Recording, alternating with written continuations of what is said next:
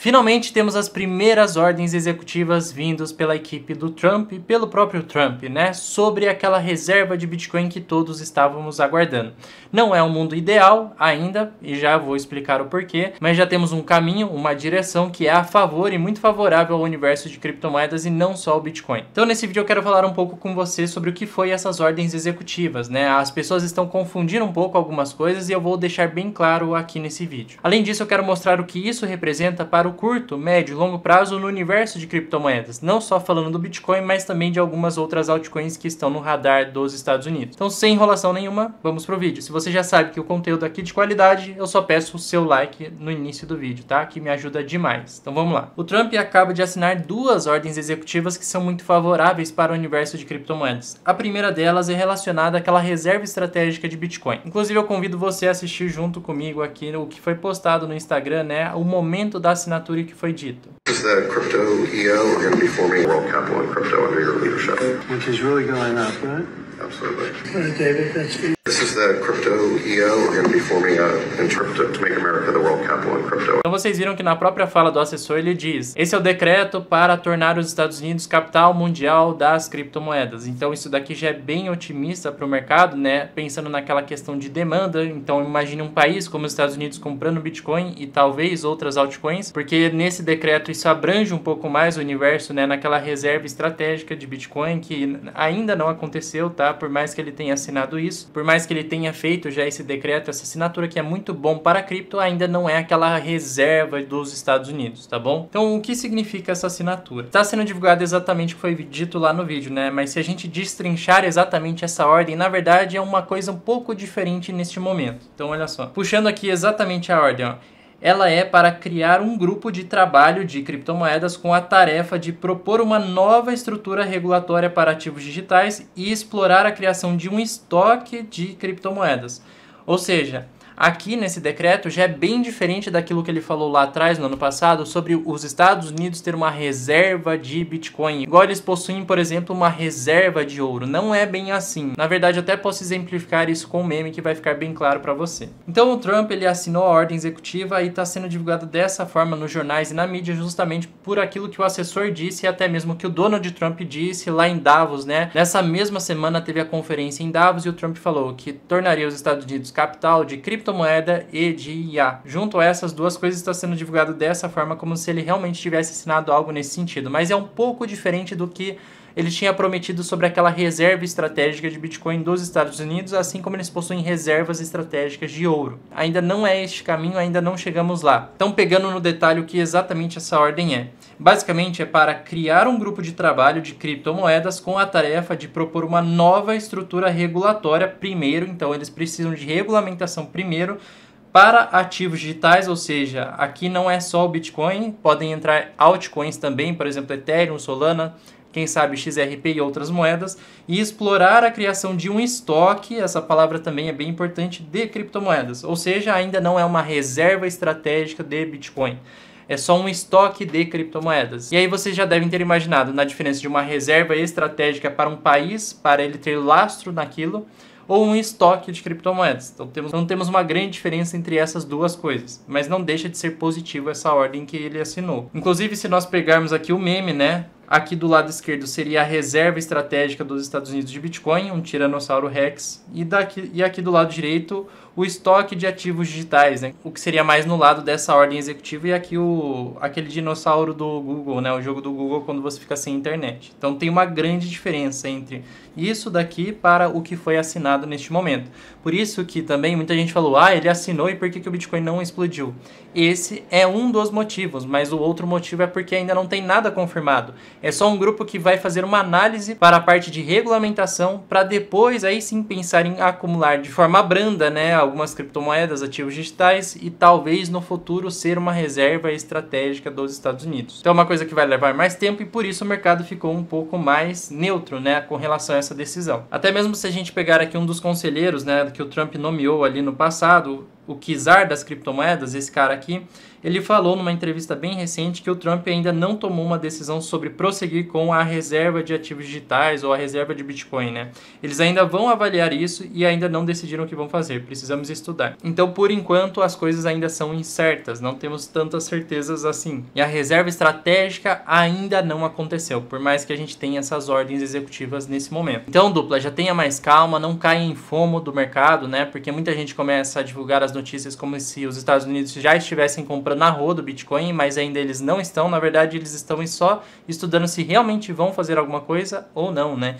Então calma, não caia no FOMO nesse momento, né? Naquela ganância de achar que vai ter uma alta explosiva daqui para frente. Ainda o mercado não se decidiu. Estamos numa região mais neutra. Agora, com relação ao próprio estoque de criptomoedas, isso pode ser positivo não só para a Bitcoin, mas principalmente para as altcoins, né, que não estavam inclusas dentro disso e agora estão, como por exemplo Ethereum, Solana, talvez a XRP, né, que aqui está traduzido como elo de corrente, e quem sabe uma Cardano, né? Então isso daqui pode estar dentro desse estoque de criptomoedas dos Estados Unidos. Mas algo que também aconteceu e ficou um pouco ofuscado por isso daqui no mundo de cripto e que na verdade eu considero ser ainda mais importante é isso daqui, ó.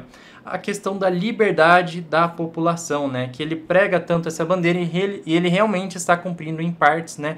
Isso daqui. E o maior exemplo, né, recente foi o CBDCs, onde ele basicamente assinou uma ordem executiva garantindo o direito de autocustódia. Então isso daqui foi um ponto muito positivo, porque antes eles não queriam dar mais esse direito das pessoas terem a custódia própria dos seus ativos, como Bitcoin, stablecoins, algo que aqui no Brasil estamos seguindo o caminho oposto, né?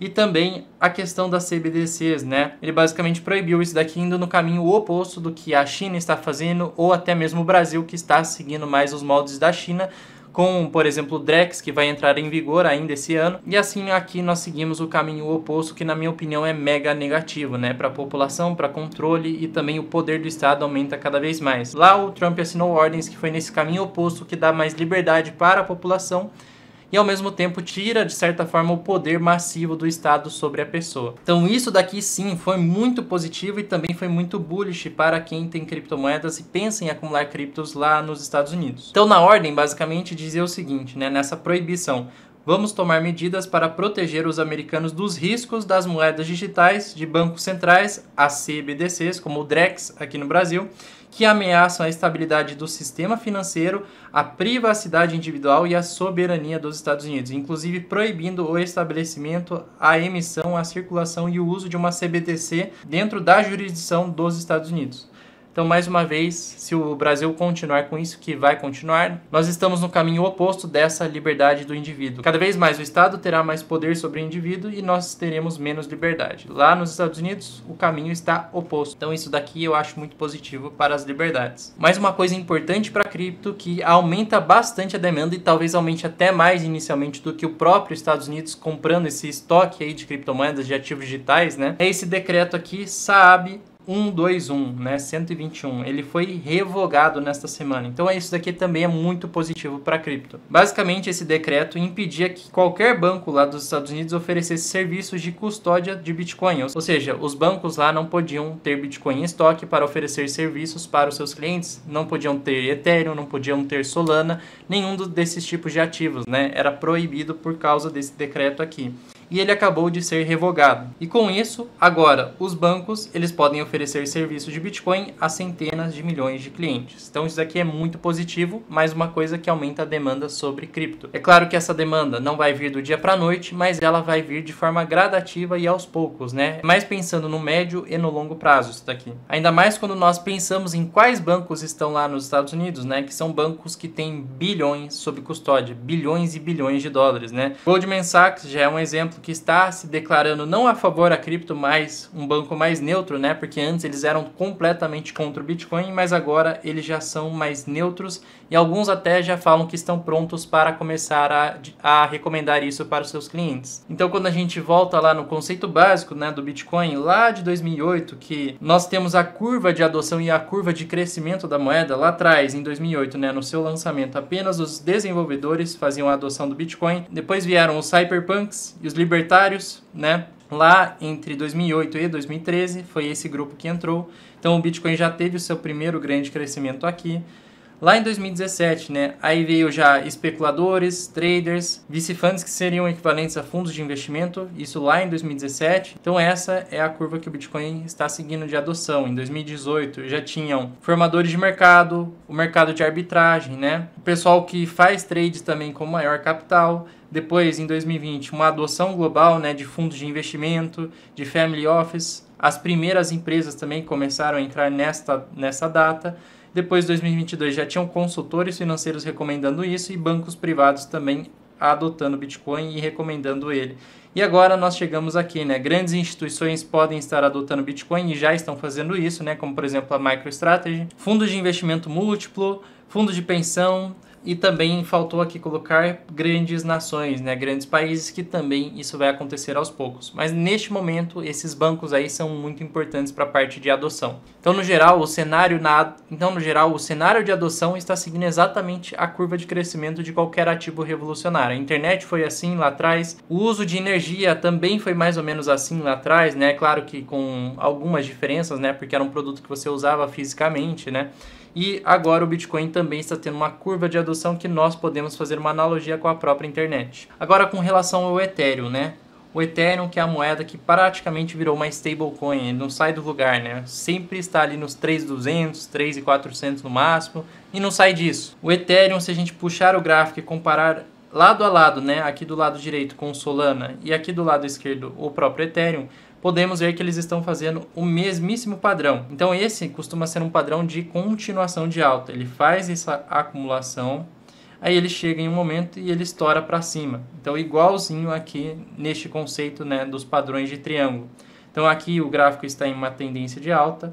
Ele entra nessa fase de correção e consolidação, aí no final do triângulo ele entrega uma pernada de alta equivalente ao tamanho desta perna aqui. Então a Solana, né, se a gente puxar o gráfico da Solana antes dela fazer esse estouro aqui, ó, ela fez exatamente esse padrão. Ela estava num padrão de alta, ela começou a corrigir e consolidar por vários e vários meses, tentou romper aqui, não conseguiu, e recentemente aí ela fez o rompimento e estourou aqui para cima, mais ou menos entregando essa alta aqui nessa parte de cima. Nos últimos dias, com essa euforia do mercado, né, teve um dia específico que os ETFs de Bitcoin da BlackRock venderam boa parte dos seus Bitcoins, enquanto os ETFs de Ethereum eles foram comprados. Então, aqui uma parte dos clientes estavam trocando os ETFs de Bitcoin pelos ETFs de Ethereum, então também gerando demanda para o próprio Ethereum. É claro que se a gente puxar agora no geral todos os ETFs de Bitcoin, a demanda está bem alta e está muito positivo isso daqui para o mercado.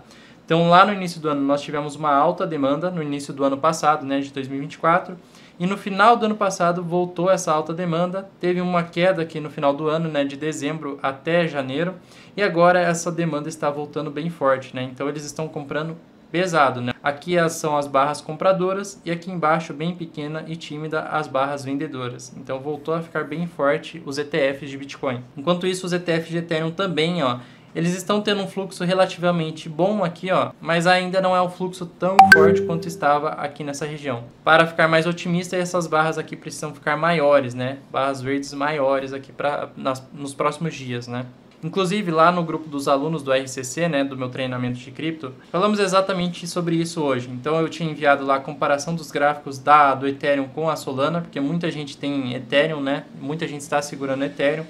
Ao lado esquerdo, o gráfico do Ethereum e do direito da Solana. O Ethereum está fazendo o mesmo gráfico que Solana fez antes de entregar a alta explosiva dos últimos dias. Vou seguir acompanhando aqui. Aí o Douglas, né, um dos alunos, falou: sigo super comprado em Ethereum, acreditando muito nele. E eu complementei aqui, né, pelo padrão do Ethereum, se a alta vier, ele pode chegar entre $4.200 a $4.600. Exatamente pegando aquela pernada de alta, né, e jogando acima se ele fizer realmente esse gráfico de alta. Então, pegando aqui exatamente esse movimento do Ethereum, puxando esta perna aqui, que costuma ser mais ou menos essa alta que a gente vai ter depois que ele estourar, nós chegamos mais ou menos nesta região aqui, ó, ali entre 4.450 e 4.600, tá bom? Então é mais ou menos este o alvo para o Ethereum, tá? Entre essas duas barras aqui. É claro que para isso acontecer, o mercado tem que ter demanda por Ethereum.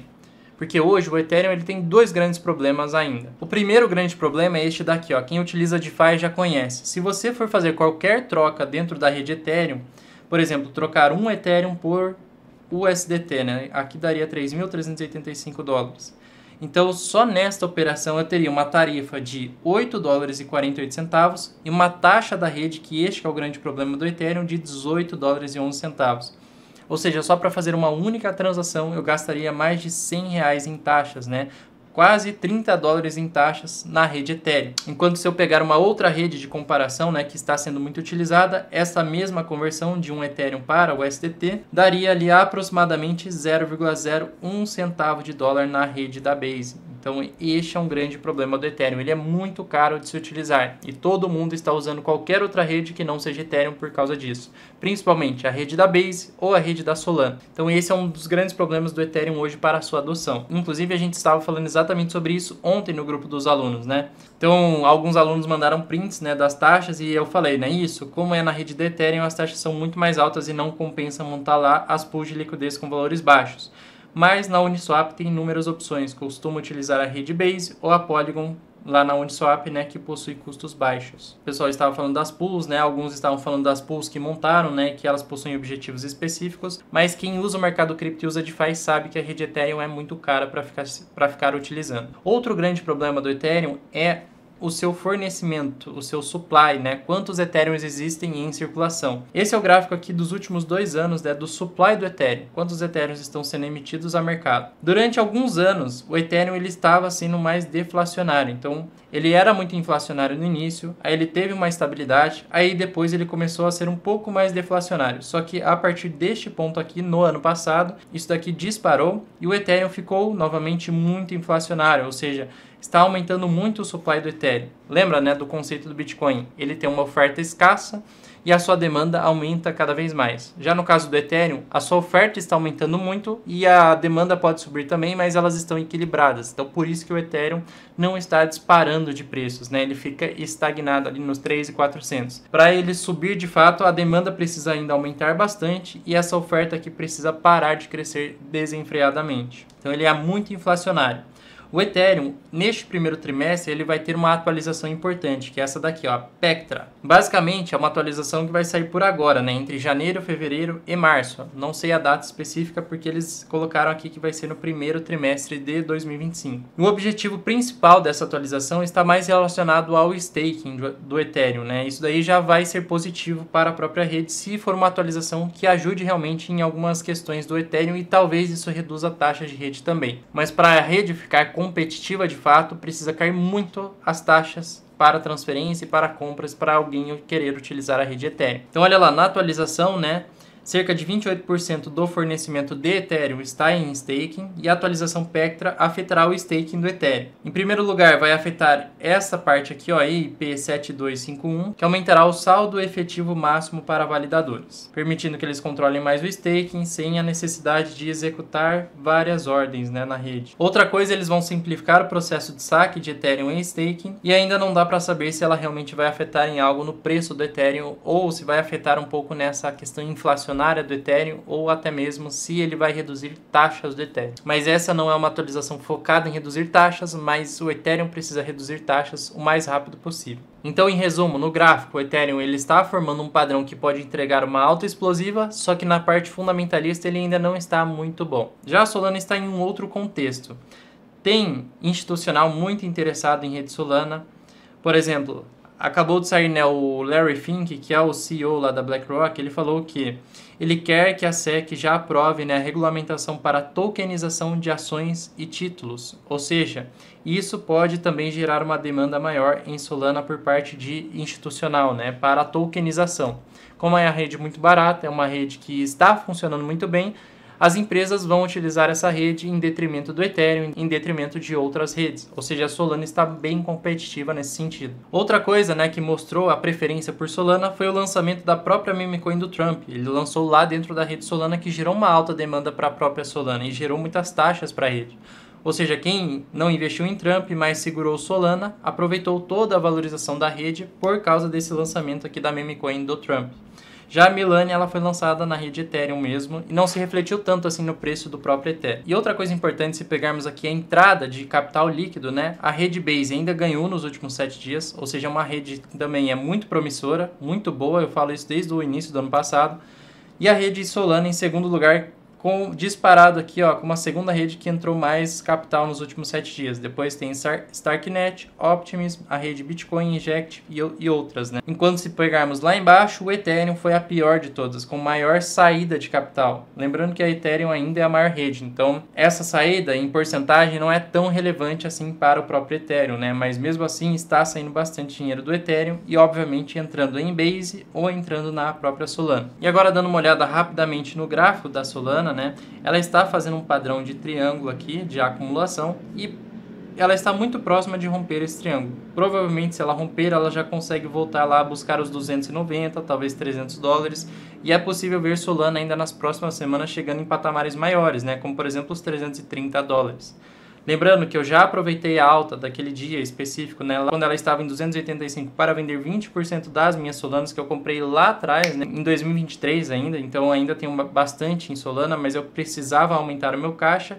E se ela continuar subindo, eu vou realizar aos poucos a minha Solana. Lembra, não faça movimentos bruscos na carteira, realize aos poucos e compre aos poucos também. E por mais que o mercado esteja mega otimista com algumas coisas, estão vindo coisas positivas e catalisadores bons, eu ainda sigo num processo mais de realização do que num processo de compra. Outra coisa para acontecer até o dia 25 é o prazo final da aprovação dos ETFs de Solana, né? Se ele continua ou se vai para a segunda deadline.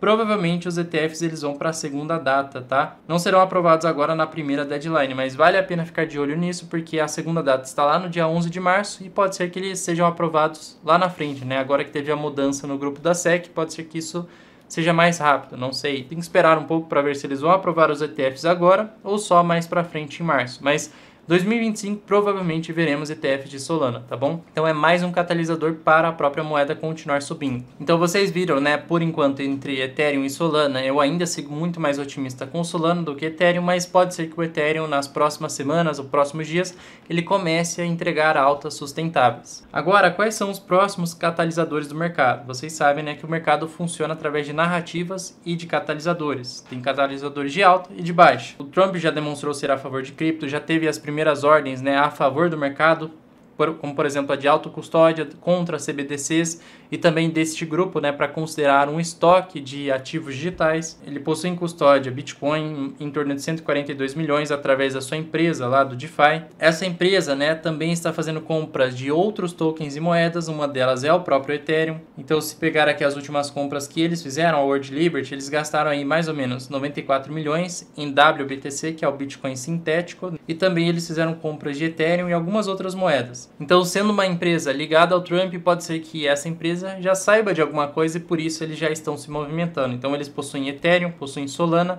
possuem Bitcoin e algumas outras altcoins em custódia e eles estão comprando cada vez mais. Então esse pode ser um ponto positivo, né? O próprio Trump ele é um catalisador para o mercado, pode ser de alta ou de baixa, por enquanto é um catalisador de alta. Os outros catalisadores são, né, os próprios ETFs à vista, talvez de altcoins também, não só de Solana. As regras para contabilidade, talvez isso daqui melhore bastante na questão tributária de imposto nos Estados Unidos, o que também vai ajudar mais na adoção de cripto. E também, como vocês viram lá, os bancos custodiando, né, altcoins e o próprio Bitcoin e podendo oferecer isso para os clientes e empresas também comprando Bitcoin e oferecendo isso como uma garantia. Ou seja, imagine que você quer financiar um imóvel e você tem lá um Bitcoin, você dá esse Bitcoin como garantia para poder financiar um imóvel. Agora com essa revogação do SAAB 121, dá para fazer esse tipo de acordo nos bancos. Então o Bitcoin cada vez mais sendo usado como um ativo que realmente demonstra ter valor, né? Se dá para comprar uma casa usando ele como garantia,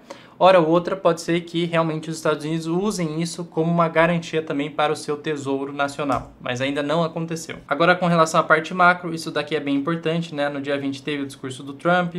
Quinta-feira saíram os pedidos iniciais por seguro-desemprego, vieram um pouquinho acima do que o mercado esperava, né? Dentro dos 221 mil, era a projeção, veio um pouquinho acima dos 223. Isso daqui é bom, tá? Porque se mantém constante. Esse número não pode disparar muito e também não pode cair muito. Agora, o que mais me preocupa para eu ainda não ficar tão otimista assim com o mercado, para me expor mais em altcoins, esse tipo de moeda que tem um maior risco sim, e eu estar mais num processo de realização do que de compra, né? De alguma coisa barata, é o dia 29, onde teremos o discurso do Fed na reunião do Federal Reserve, onde nós temos o famoso Good Afternoon, que faz o mercado disparar ou ele cai, né, logo depois do boa tarde. Aqui nós já sabemos que não teremos corte de juros no dia 29, 99% do mercado já sabe sobre isso, o que é uma coisa relativamente boa, né, porque o mercado ele trabalha mais em cima de expectativa do que do fato em si, né, então se o mercado já tem essa expectativa aqui, o Jerome Powell só não pode falar que a inflação está tão ruim que a gente não vai ter mais nenhum corte de juros esse ano. Isso já seria péssimo para o mercado e aí sim nós veríamos correções no dia 29 e mudaria todo esse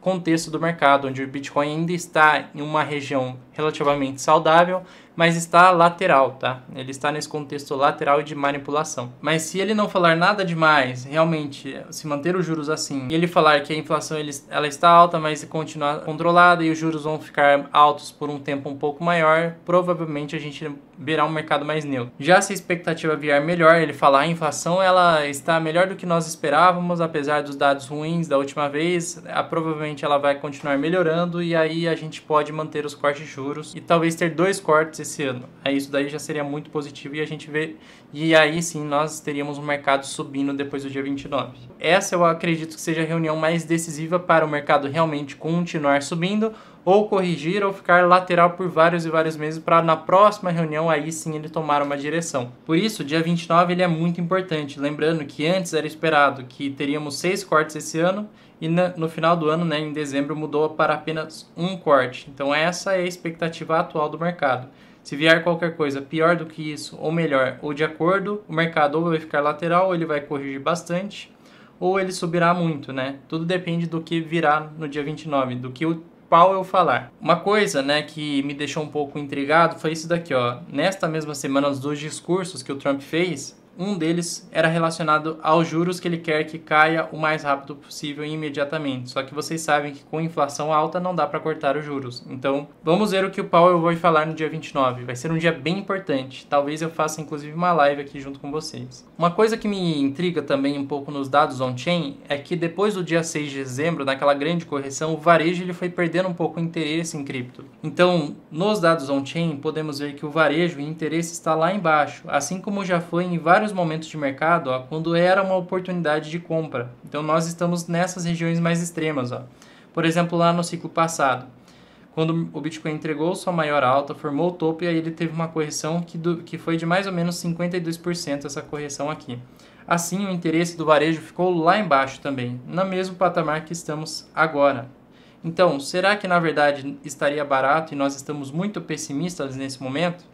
Porque geralmente quando este indicador está nessas regiões são bons momentos de compra. Mas é só um dado que eu quis trazer aqui para vocês para não enviesar ninguém a vender tudo que tem ou comprar tudo agora muito ganancioso. Sempre tem que ser o mais racional possível. Se você está muito ganancioso, você vai colocar mais dinheiro do que deveria se tiver uma correção.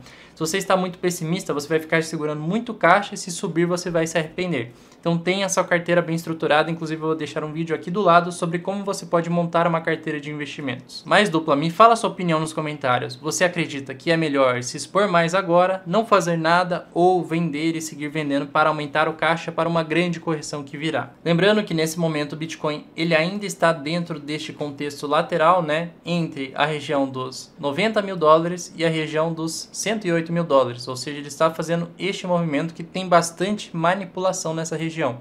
Ele está querendo romper aqui ainda hoje, né? Pode ser que ele faça um novo topo histórico e se ele romper aí sim nós podemos ter um gráfico parecido com este azul aqui, onde o Bitcoin entrega mais uma alta, tenta continuar essa alta e depois ele tem uma correção maior, podendo voltar lá para os 91 mil ou 85 mil, que são alvos muito bons de compra, tá bom? Agora, se você chegou até aqui, obviamente esse vídeo foi útil para você, então eu só peço o seu like em troca porque me ajuda demais. Outra coisa importante, se você não é inscrito no canal, se inscreva aqui no canal para você receber conteúdos que são baseados em dados e não só em emoção ou só em achismo, né? Então eu recomendo que você se inscreva aqui. Então é isso, dupla, espero você o mais breve no próximo vídeo e um grande abraço. Falou!